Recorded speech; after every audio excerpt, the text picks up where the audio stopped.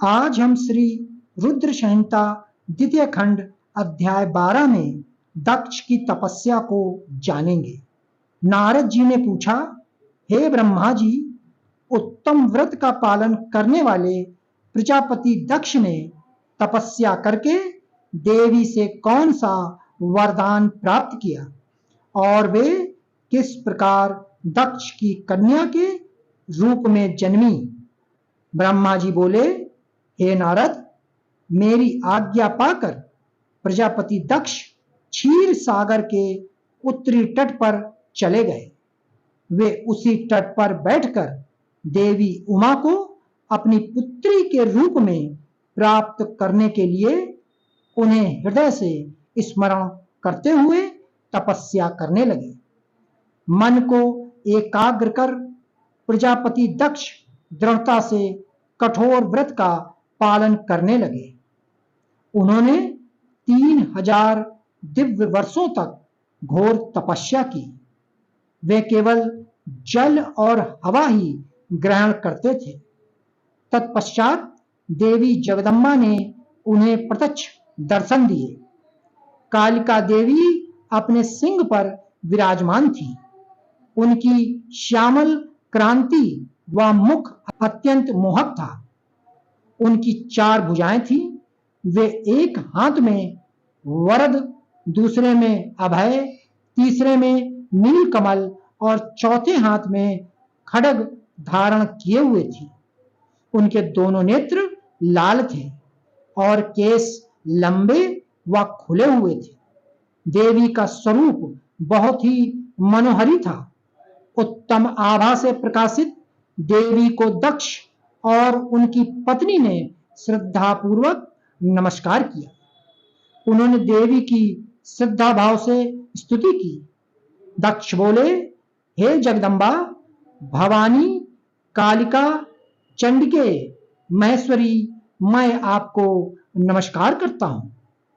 मैं आपका बहुत आभारी हूं जो आपने मुझे दर्शन दिए हैं। हे देवी, मुझ पर प्रसन्न होइए। ब्रह्मा जी ने कहा, हे नारद, देवी जगदम्बा ने स्वयं ही दक्ष के मन की इच्छा जान ली थी।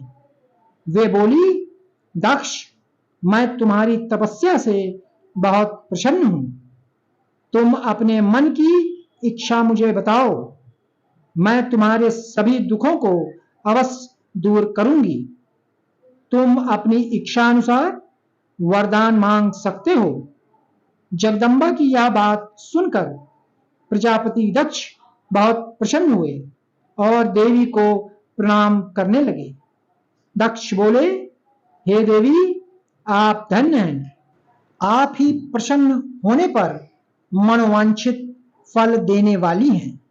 हे देवी, यदि आप मुझे वर देना चाहती हैं तो मेरी बात ध्यान पूर्वक सुने और मेरी इच्छा पूर्ण करें। हे जगदम्बा, मेरे स्वामी शिव ने रुद्र अवतार धारण किया है, परंतु अब तक आपने कोई अवतार धारण नहीं किया है। आपके सिवा कौन उनकी पत्नी होने योग्य है। अतः हे देवी, आप मेरी पुत्री के रूप में धरती पर जन्म लें और भगवान शिव को अपने रूप लावण्य से मोहित करें। हे जगदम्बा, आपके अलावा कोई भी शिव जी को कभी मोहित नहीं कर सकता। इसलिए आप हर मोहिनी अर्थात भगवान को मोहने वाली बनकर संपूर्ण जगत का हित कीजिए। यही मेरे लिए वरदान है। दक्ष का यह वचन सुनकर जगदम्बा हंसने लगी और मन में भगवान शिव का स्मरण कर बोली, हे प्रजापति दक्ष, तुम्हारी पूजा आराधना से मैं प्रसन्न हूं। तुम्हारे वर के अनुसार मैं तुम्हारी पुत्री के रूप में जन्म लूंगी।